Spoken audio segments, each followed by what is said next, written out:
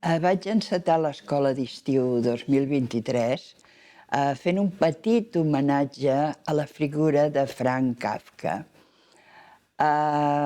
L'any vinent serà el centenari de la seva mort i això va ser una prèvia a nombrosos actes que volem dedicar-li l'any vinent.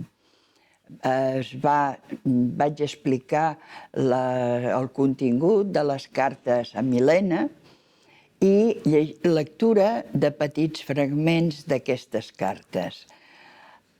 Finalment, una necrològica escrita per Milena en el diari de Viena 3 dies després de la seva mort. I a continuació vaig presentar el Benjamin viatger, un Benjamin de família benestant que als 14 anys ja podia viatjar i li agradava viatjar i fer viatges i excursions, i ja es anava perfilant la seva figura adulta, un Benjamin viatger i també lector.